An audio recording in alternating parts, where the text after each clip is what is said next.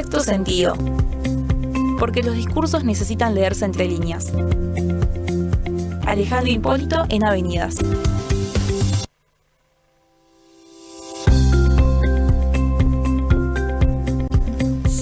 Minutos pasaron de la hora 18. Continuamos con la programación habitual de En Avenidas. Ahora mismo vamos dando paso a algo que es habitual los días martes a las 18 horas, más cuando me lo adelanta la cortina que tengo de fondo. Damos lugar, mejor dicho, a una nueva edición de la columna Texto Sentido, realizada por Alejandro Hipólito. ¿Qué tal, Alejandro? ¿Cómo estás? Hola, ¿cómo estás? ¿Cómo están? ¿Cómo están ustedes ahí en el estudio? ¿Cómo está el clima por ese lado? Y creo que como en toda la provincia de Buenos Aires, con lluvia, niebla y constantemente. Bueno, esperemos que nos permita de ciertos fenómenos.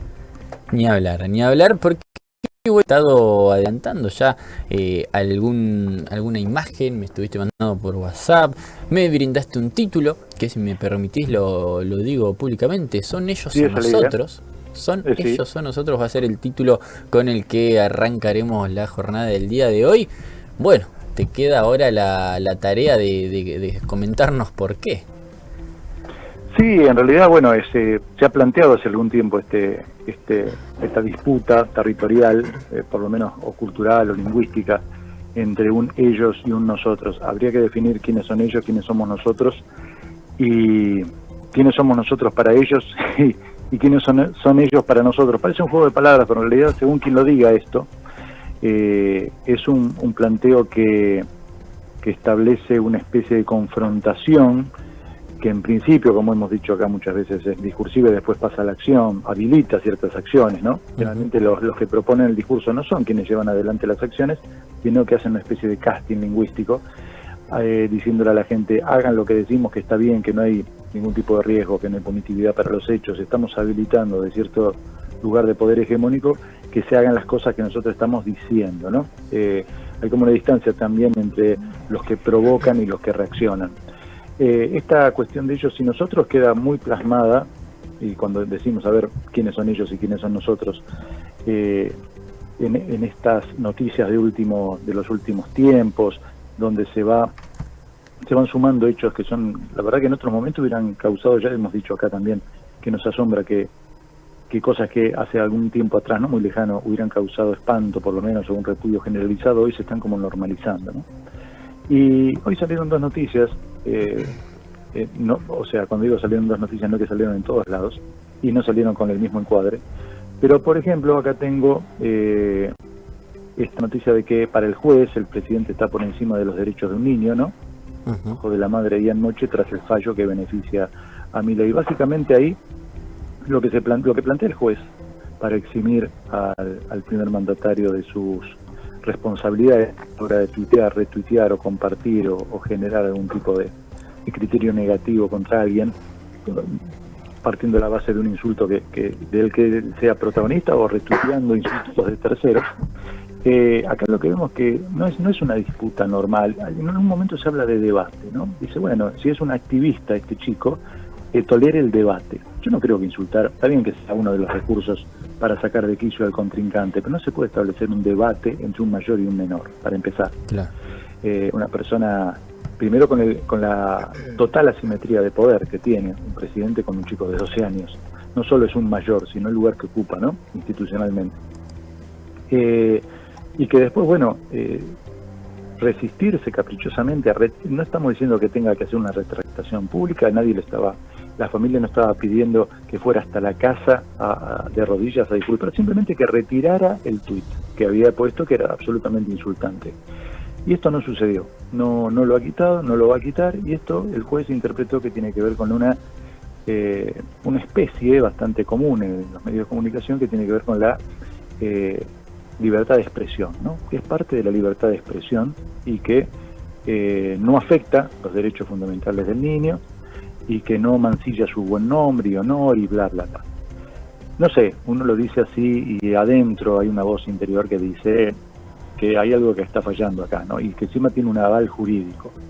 no es una persona en solitario que está actuando de esta manera, sino que hay un aval institucional mayor de quienes deberían por lo menos defender al más débil en esta ecuación, que evidentemente es Ian Moche.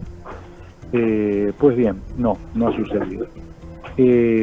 Por otro lado, un tema que parece que no tiene ninguna relación y sí la tiene, es la de un muchacho, un joven en Palermo, que recibió una brutal golpiza, y hay como una especie de entrecomillado que dice: siempre le quise pegar a uno de estos, ¿no?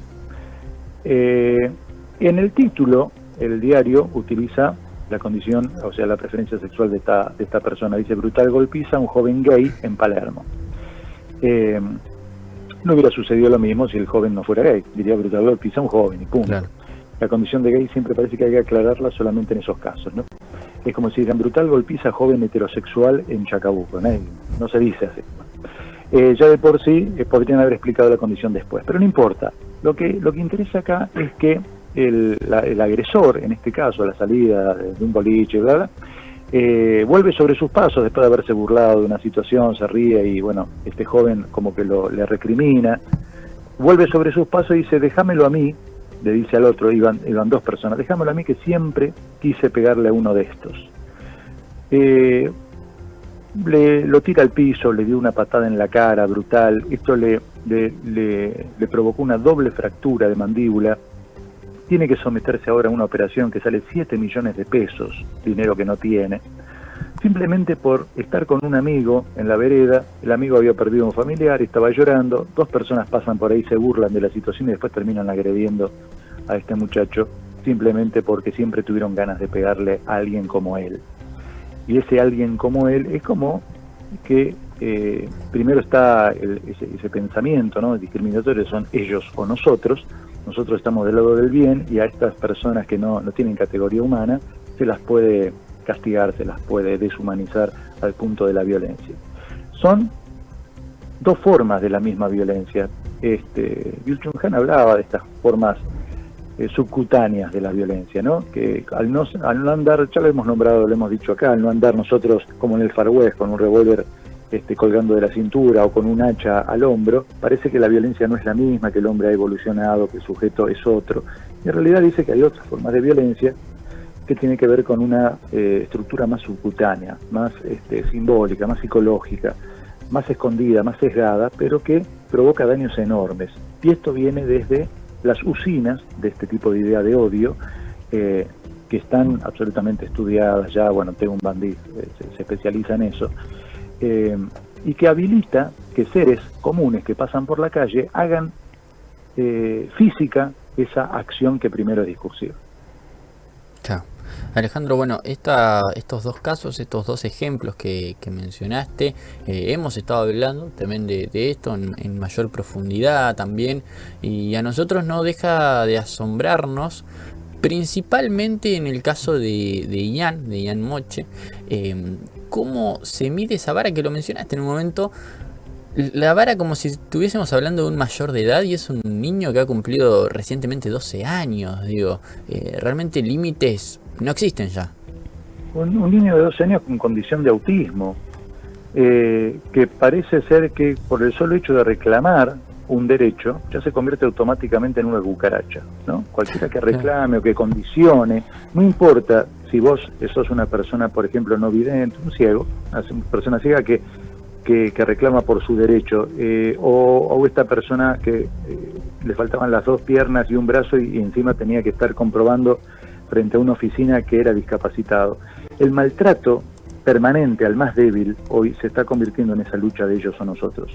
¿Por qué? No es una lucha territorial, no es una lucha de un ellos y nosotros en una guerra, en una disputa entre estados o entre diferentes territorios dentro de un continente, sino que es una lucha intrasocial, ¿no? Ellos o nosotros dentro del mismo ejido social, donde la disputa territorial se da en el Estado, ese Estado que dicen que no sirve para nada y que en realidad se pelean por pertenecer a él, ¿no? Si no, no estarían tan nutridas las listas ahora de candidatos con gente que aborrecía al Estado, pero que ha luchado, e incluso en muchos casos han confesado haber puesto hasta dinero para poder entrar en ese Estado que aborrecen. Es raro, ¿no? Es contradictorio.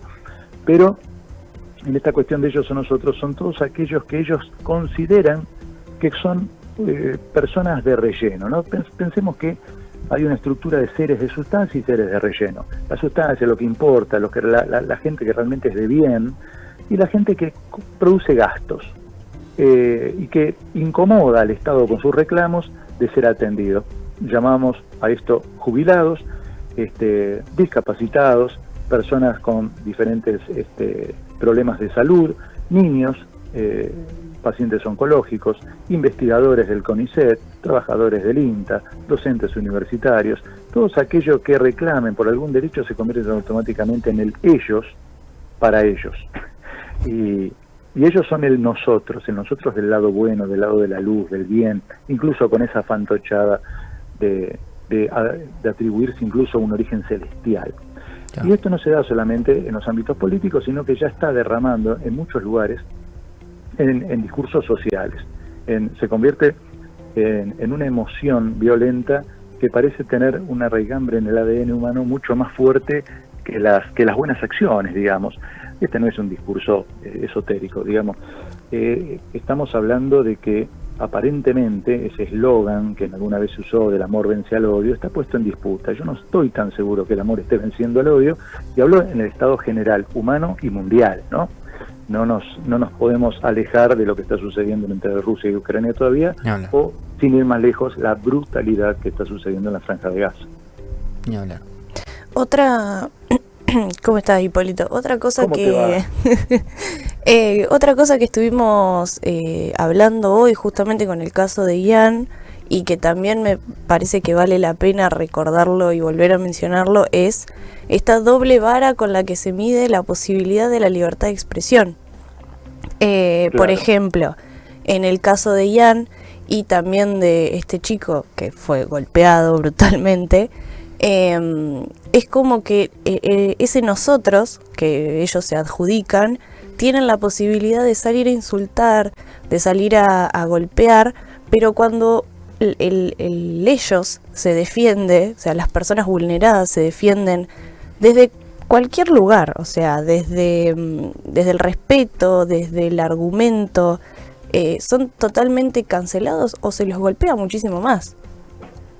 Mira, yo estaba en disputa conmigo mismo porque es tan brutal la frase, pero me parece que hay que decirla, ¿no? Hay una afirmación de Agustín Romo, que es diputado por La Libertad Avanza, que después de este fallo, ¿no? Insisto, pido disculpas, pero no son palabras mías, está esto entrecomillado, dice: la tenés adentro, autista boludo, y tu vieja también. Tremendo. Es fuertísimo. Tremendo. Diputado Agustín Romo. Si esto, o sea, esto es, uno puede decir, bueno, es un tuit, son un montón de palabras, pero es de una bestialidad tan gigante, no te deja como regulando, ¿no? Hay un momento que tenés como que tomar aire y parar, porque no das crédito a que una persona, un adulto con representación cívica, representación institucional, un diputado de la nación, lleve adelante este tipo de ataque verbal contra un niño, revictimizándolo otra vez, y a su madre por defenderlo. O sea, me parece que estamos tratando de ponerle nombre a los frascos que están en un estante dentro de un manicomio, ¿no? Que la locura se nos vuelva la razón nos puede hacer realmente mucho más daño del que creemos. Si normalizamos este tipo de cosas y pensamos que las dimensiones digitales ameritan estas cuestiones, y la democratización de las comunicaciones y la falta de regulación que hay en las redes permiten que cualquier cosa sea dicha, estamos en un problema muy grande, muy grande, y que esto se vuelva también una conversación pública y alguno adhiera a este tipo de ataques, que a nadie le haga ruido que un niño de 12 años con autismo sea atacado de esta manera por un diputado de la Nación, primeramente avalado, y también es como responder a la figura del primer magistrado, que fue quien inició toda esta historia, el primer, la figura principal del Ejecutivo. Estamos hablando de personas con mucho poder, con un lugar público muy fuerte, muy evidente, atacando a un niño de 12 años con autismo y a su madre. De la misma manera, yo no sé si hay mucha distancia entre eso y el garrote de un policía rompiéndole el cráneo a un jubilado, o el gas pimienta en los ojos, o un niño de 11 años esposado, o esa nena que fue gaseada por un... No sé si hay mucha diferencia. Es como que todo está siendo permitido a través del mismo discurso. Hay un estado de violencia tan llamativa, pero esto no es el circo romano, ¿eh? No hay gente que está comiendo pan y mirando como un tigre se come a un legionario. Estamos viendo que ese circo ya perdió los muros, como que todos caminamos por medio de ese circo, no sabemos de dónde va a saltar el tigre, y no sabemos si somos el público o los esclavos, y eso es la verdad que es tremendo. Ni hablar. Se relaciona todo esto con estas conversaciones, ¿no?, que venimos teniendo. Cómo sorprende que en esa construcción de un nosotros, cómo me sorprende esto, ¿no? Cómo la gente, la gran masa de gente cree ser parte de ese nosotros, cuando en realidad estamos muy pero muy cercanos a ellos, ¿no? Estamos rodeados completamente de ese ellos, pero bueno, panorama muy pero muy desolador. Yo por último, Alejandro, me gustaría, hoy mencionaste de que bueno, el odio viene venciendo el amor. ¿Hay esperanza de que se pueda revertir esa ecuación? Usted insiste siempre en los antídotos, sí, como si yo fuera un alquimista, como si yo tuviera la respuesta que ya le dije 1000 veces, que saldría por los barrios a vociferarla, porque es urgente. Yo tengo entendido que en el ADN también debe haber una buena cuota. Lo que pasa es que acá está funcionando esto como un efecto aleccionador, ¿no? El discurso propagado de esta manera hace que más de uno se agarre el cuello y diga, capaz que el próximo soy yo. No me voy a exponer tanto, porque hoy parece ser que las redes tienen una misión destructiva muy eficaz. Entonces hay una figura en todo esto, que es, acá tenemos a la víctima y los victimarios, ¿no? Pero hay una tercera posición que ya le hemos nombrado acá también en algún momento, si la memoria no me falla, que es la del espectador. Era de aquel que mira la escena y decide, primero se sienta a resguardo porque no es él el atacado, pero tampoco desea hacerlo, ni inmolarse en virtud de defender una postura que cree perdida. Entonces se corre y se pone del lado de los supuestos buenos, ¿no?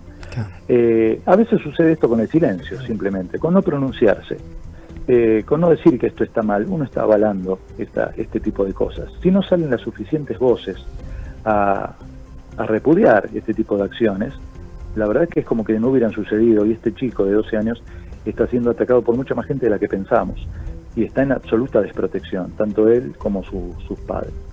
El amor no es una cuestión poética ni metafórica. Yo aspiro a que la razón venza al odio en todo caso, ¿no?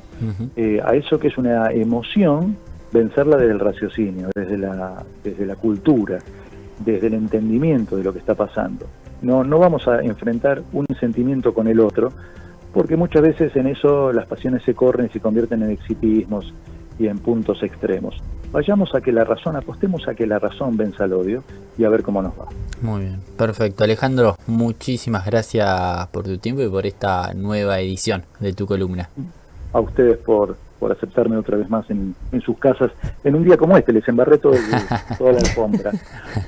Me pasó por el aire de En Avenidas Alejandro Hipólito con su columna semanal Texto Sentido. En esta ocasión, estos discursos, ¿no? Bien pero bien marcados, polarizados, desde todos los ámbitos. Aquí mencionando dos casos puntuales, ¿no? Claro, que tienen que ver y que tienen en común el odio. Y otra cosa que yo quiero agregar al respecto del caso de Ian, que hoy no lo dije porque se me pasó, es que el sentido de bajar esa publicación es justamente no porque sea solamente el presidente de la nación quien está injuriando a Ian, sino que también debajo de esa publicación, los comentarios de esa publicación, deben ser todas las personas que siguen y confían y creen en el presidente de la nación, también insultándolo. Hoy, bueno, en esto Alejandro citaba, ¿no? textualmente las palabras de Agustín Romo, diputado nacional. No voy a emitir comentarios respecto a Agustín Romo, solo voy a decir que es diputado bonaerense por la 7ª sección electoral. Esta misma que conforma Olavarría, Tapalqué, Azul, Alvear, Saladillo y demás, Bolívar. Bueno, también como para repensarlo un poquitito más, a ver el nombre de quién ponemos en las urnas muchas veces.